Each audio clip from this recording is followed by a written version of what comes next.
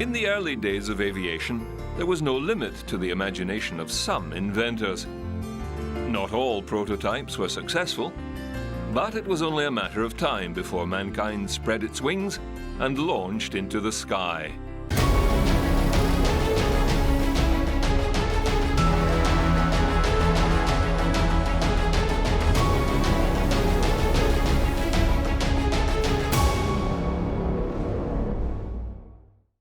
What's up? It's Chris, the Drone Geek, and welcome to another episode of Let's Talk Drones. Today, we are doing a flight review for this guy right here, the DJI FPV. Now, I've already tried to shoot this review one time before, and I learned a few lessons during that shoot. It was a really nice day other than the wind. The wind was really bad and blew really hard most of the time. Now, that didn't cause any problems for the drone itself. Actually, for its size, the DJI FPV handles high winds pretty impressively.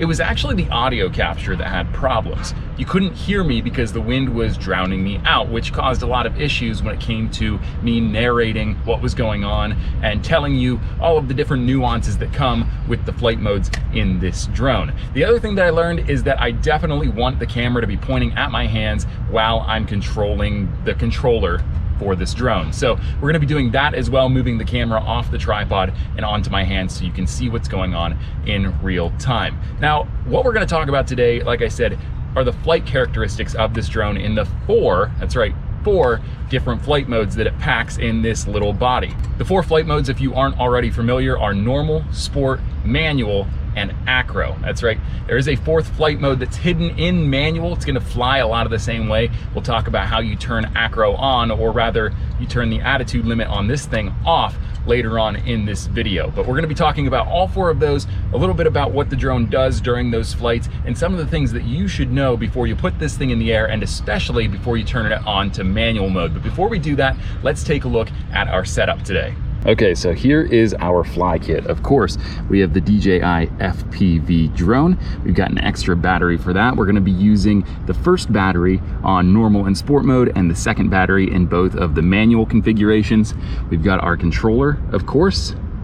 And over here, we've got our DJI FPV version 2 goggles. Now again, you can get this whole kit together, minus the battery, I bought that separate, for about $1,600 just north of there. And you can use these 2 buddies over here in other setups with your FPV drones, whether you build them from scratch or you buy them ready to fly. You can program them to work with other builds as well. So keep that in mind. It's a great deal considering the flexibility you get. Okay, so as you'll see here, we are ready to launch. We've got the camera on and rolling on the drone. We're at 100% battery, and we've got our GoPro camera focused on what I'm doing with the controller. So just like any other DJI drone, to start in normal mode and launch, we're gonna go ahead and pull the sticks down and out, and that arms the motors. Now from here, just go ahead, pinch your control sticks like you do, and take the throttle up, and we're gonna push it out over the field.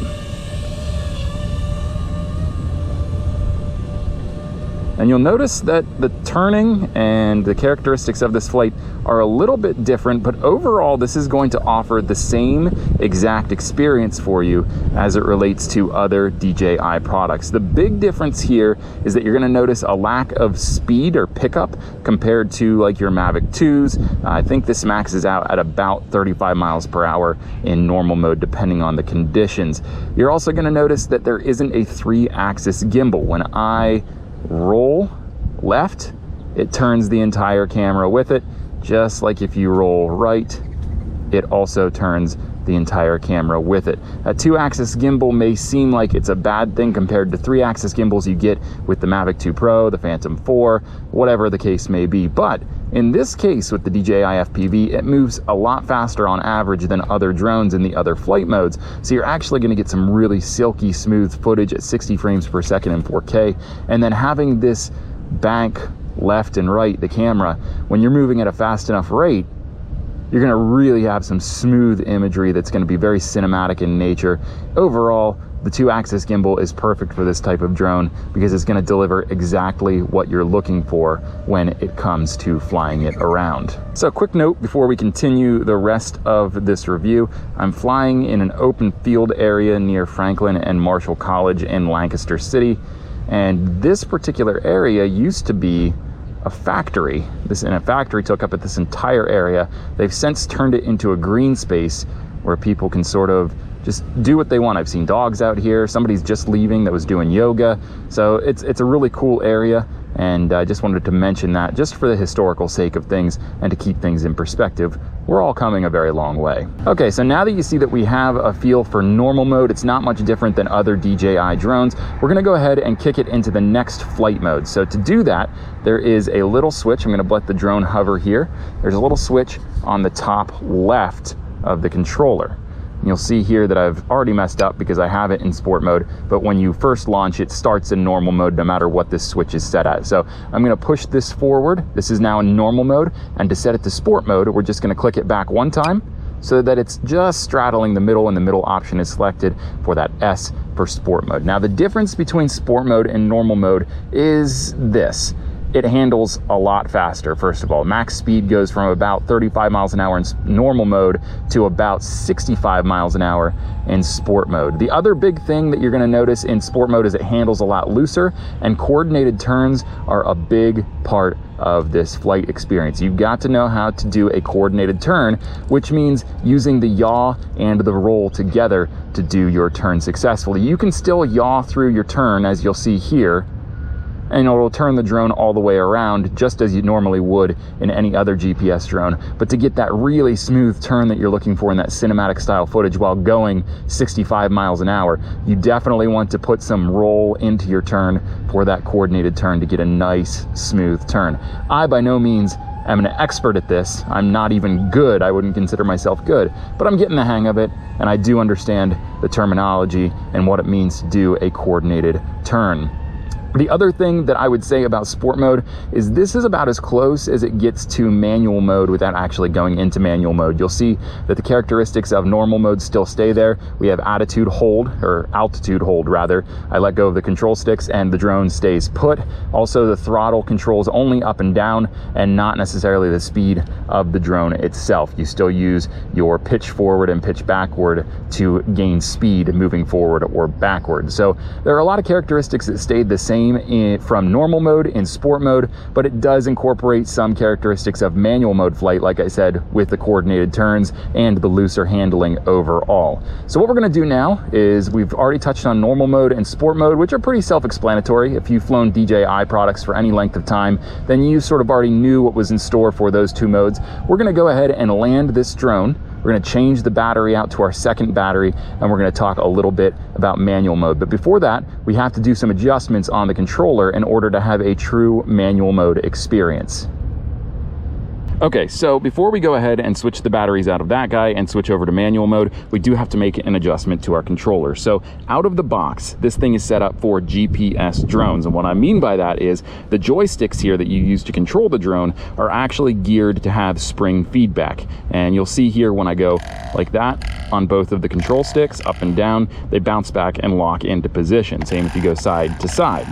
So that's not something that we want for our manual mode. What we want for manual mode is for the throttle to be loose so that we can control how much power is coming out of the motors on that drone. If we were to fly in manual mode with this spring feedback in the throttle and the yaw control stick, it would cause a lot of problems for us when it comes to maintaining elevation and actually controlling the drone itself. So to do that, what we do, so we flip the controller over, and you just have to sort of get underneath this. There's really no easy way or tip for opening this up, but you just lift this back padding up, and you'll see that there are two screws here. They'll have your F1 screw and your F2 screw. To get this set so that there's no spring feedback on the throttle and the yaw side, we have to go ahead and adjust screw F2. So by doing this, we're gonna tighten it, lock in, and tighten it all the way down, which seems counterintuitive, but tightening this screw is going to basically compress that spring in the controller so that it can't have a spring action and kick that joystick back into position. So it takes a few screws and you'll feel it tighten. Don't tighten it up too much. You just want it to tighten enough that you know that it's gonna stay put. So we'll go ahead and just snap this back into place. Again, this takes a little bit of elbow grease, I guess is what you could say, jimmying with. Let's see, now I'm on camera and I can't do it. in. Okay, this is definitely blooper reel material right here.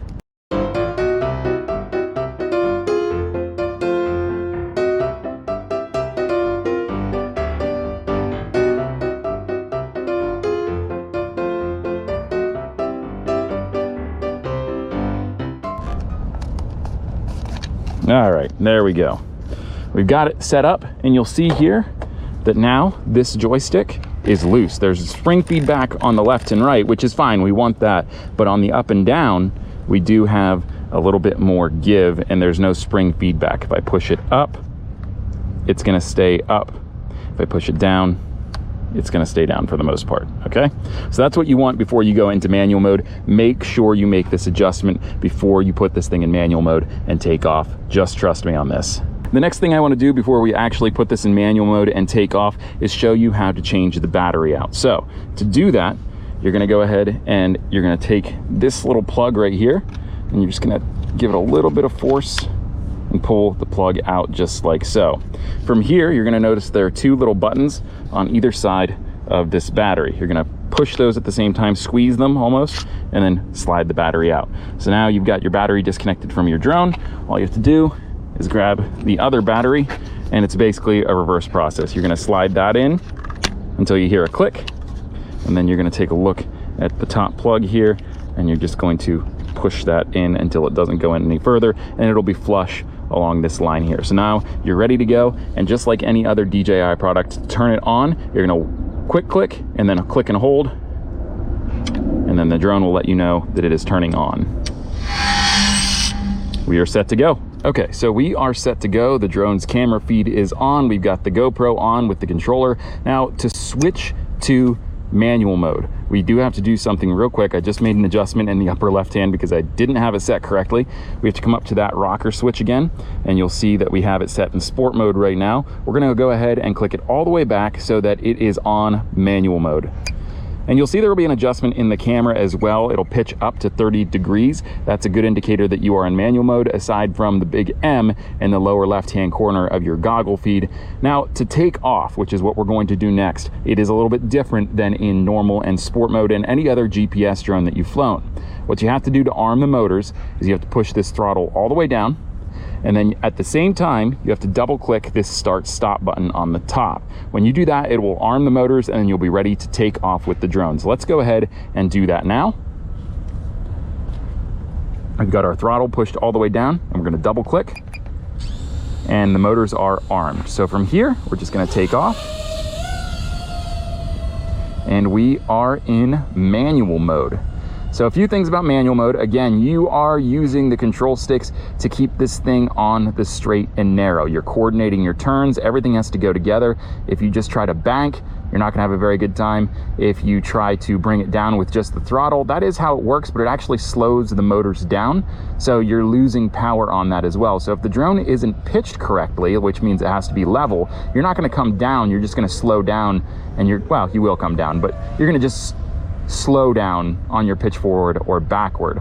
So it does handle differently in manual mode. This takes a lot of time to sort of get the hang of. It took me a long time to get the hang of it. I was in the DJI FPV simulator for a long time before I got the courage to actually come out here and put the drone in the air. So I always recommend you take the time to fly it in the DJI simulator before you come out and put this very expensive drone in the air in real time in manual mode. So one thing that you'll notice in manual mode as well is that it goes a lot faster. When I push the throttle all the way up and I've got it pitched down correctly, I'm reaching speeds of about 65 to 70 miles an hour, which in a new way of handling, there's a train. You can probably hear it going by in the background.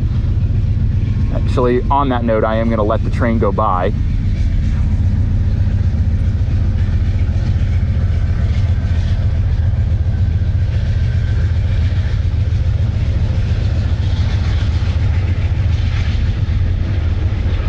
It's taking its dear old time. Okay, so now that the train is gone by and the sound is out in the distance, the other thing that you'll notice here is that in normal manual mode, you actually can't do anything real crazy like you see on YouTube. No stunts, no loops, nothing like that. The drone has programming in it that prevents you from doing any type of power loops or barrel rolls. It is called the attitude limit, and that's in manual mode. So if you have that turned on in manual mode, you won't be able to do all of the stunts that you see on YouTube. You're just gonna have a very loose handling experience, and it's gonna handle like an FPV drone minus the ability to actually do stunts. So what we're gonna do now is we're gonna cut to me in my office showing you how to set it so that you can do power loops, barrel rolls by turning off that attitude limit on manual mode, and then we're gonna come back here and go full acro with our drone. Oh, but before we get to that part, I did just want to say that I left out one of the most important safety features that DJI included in its FPV drone. I can't believe I forgot to mention this, and I wish that I could show you this feature in action, but at this point it's too late and I'd have to wait another day to go out and fly. So I'm just going to show you in the office here what this thing is. So you'll see there's a button right here on the left-hand side of the controller. It's got a little pause logo as well as a return to home logo. What this does is when you're flying the DJI FPV, even if you're in full manual acro mode, when you press this button, the drone will stop almost exactly where it's at. Now remember, it moves really fast. So if you've got this thing to the floor and you're going as fast as you can, it's gonna take a moment for it to get completely stopped. So keep that in mind. But what happens is it stops and then enters normal mode, so it has an altitude hold and you can easily bring it back into control and into an area that you can better see and manage your flight with the DJI FPV. I cannot tell you how many times this button has bailed me out while I've been learning in real time with the DJI FPV, and I'm sure that it saved me a ton of money in repair and care refresh costs. So keep that in mind when you're flying this, especially as a beginner or somebody who's flying the DJI FPV for the very first time. This button is your safety vest. You want to make sure that you have your finger on this until you're sure of yourself, and remember to hit it when you get into trouble. It could save you a ton. DJI has a safety feature embedded in the programming for manual mode on the DJI FPV that is default set to on when you pull this thing out of the box. It's called attitude limit, and that prevents you from going full acro, which means doing stunts like barrel rolls and power loops and whatnot, everything you see those guys flying FPV on YouTube doing. You can't do any of that while this setting is turned on. There is a way to turn it off. I highly recommend that you do a lot of practice on the simulator for sure, and make sure that you fly in normal manual mode with the attitude limit on a lot before you turn acro mode on, which is essentially just turning attitude limit off. So if you are at that stage where you're comfortable with flying in acro mode, you want to give it a shot and start to practice, here's what you do to start doing that with the DJI FPV. So in your goggles here, I'm sorry if this is a little bit blurry. I'm doing my best to record this screen so you can see the experience on a 1-to-1 ratio, but you're going to go over to your settings. I'm sorry, that's the brightness. You're going to click on your settings and you're going to go down to the settings option. Click on that, and then you're going to go down to control. Click on control, and then you're gonna select your remote controller. It's gonna take you to this menu. You're gonna go on the top menu up there over to Gain and Expo and click on that. Now you might see that my settings for Gain and Expo might be different than yours, especially if you just pulled the DJI FPV out of the box and are turning it on for the very first time or one of the first times, and especially if you're accessing this menu for the very first time. If you want to set your Gain and Expo settings the same way I have them, these cater much more to a beginner and for people looking to get more cinematic style footage out of their FPV drone. Right now I'm flying in this mode for those two purposes mainly. First of all, I am very much in the beginner stage of FPV flying. And second, when I use this drone, it is going to be mainly to collect cinematic, smooth footage that I can use in my projects. I will eventually tinker with these to make them a little bit more sensitive, but for now, I've brought them way down from the default settings that DJI sends these things out with.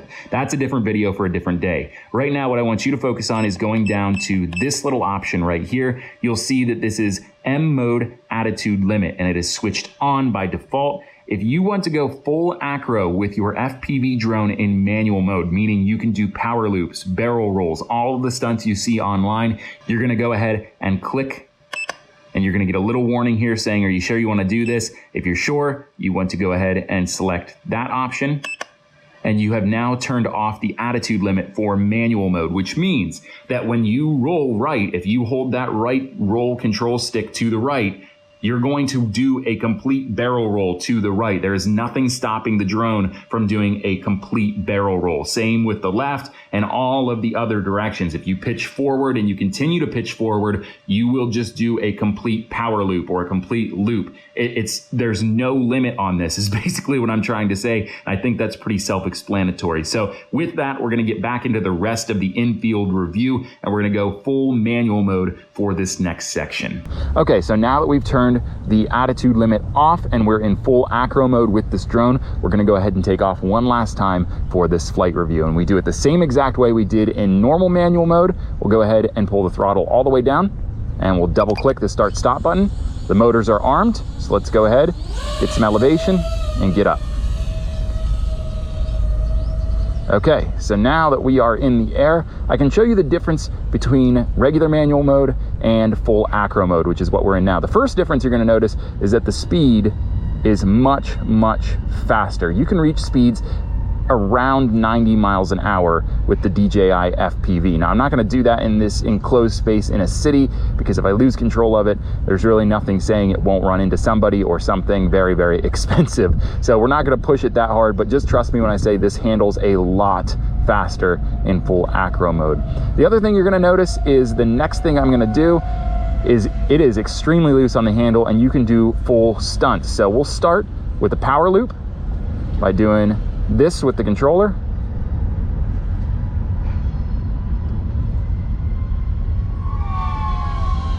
Yeah.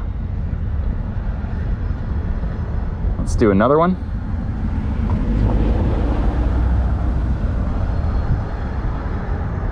Let's get a little lower to the ground. Go ahead. Now, the one thing that is really tough with these stunts, of course the train's gonna go by, is that you get real battery sag sometimes with this, which means the battery can't actually put out enough power to the motors on this drone to do the actual stunts. You also get a huge battery depletion. This does not last long in full acro mode. So before we run out of battery, we're at about 30%. I'm gonna do one last stunt for you, and it's a barrel roll. So you sort of have to coordinate everything together. I'm not good at this yet, but we'll go ahead and do a barrel roll. Let's do one in the opposite direction just for the fun of it. There we go. And that is largely the experience in full acro mode. Again, I am no expert professional FPV pilot, far from it, but I'm getting the hang of it with the help of the DJI FPV, and it's really allowed me to grow my skills as a UAV pilot. It's put a new challenge in front of me, and I intend on continuing to tackle that challenge with all of my might and resources. So we're gonna go ahead and bring this thing down and wrap up our review of the DJI FPV. Well, there you have it. That's our review on all 4 flight modes for the DJI FPV. Again, today we talked about normal, sport, manual, and acro mode on this little drone. My take on it, this is the perfect drone for somebody that wants to get started in FPV. No matter if you're new to flying drones altogether, or if you're somebody that's been flying GPS style drones your entire life and you're looking for a little bit more of a challenge and maybe a little bit more diverse handling from your drone, this is a great place to start. It's not for everybody. Some people that have been flying FPV for years aren't going to appreciate some of the ways and things that are programmed into this drone for the FPV flight experience. I've talked to many, many people that fly traditional FPV, and they say it is not a one-to-one experience with this drone. However, for entry-level people or people that are just getting started in FPV, this is going to handle closely enough to a traditional FPV drone that you can get a real feel for whether or not A, you want to get involved with FPV flying, or B, if you're going to be good enough to get into FPV style flying, if it's something that truly is for you. So if you're thinking about it, whether you want to get involved with FPV traditionally or just try it out for the very first time, this is a great place to start. And what's nice is you can buy the DJI FPV combo kit with goggles and controller for just north of $1,600, I think. And what's nice is you can then use the goggles in other FPV style drones. It actually connects to the DJI Air unit, so you can use this in other builds later down the road. You don't have to buy a new set of goggles unless you want to. What do you think of the DJI FPV? Is this the option for you? Or is it something that maybe you would forego altogether? Let me know down in the comments below. And if you like this video, go ahead and hit that thumbs up button down below. It helps me out a lot to get out into the algorithm. And if you really liked this video and you love drone content, make sure you hit that subscribe button while you're down there too. We're on the quest to 1,000 subscribers, and I cannot get there without your help. So if you haven't already, hit that subscribe button. And if you have, make sure you share this channel with 2 of your drone friends and encourage them to do the same, and we'll be to 1,000 in no time. Until next time, I'm Chris, the Drone Geek, and I am out of here.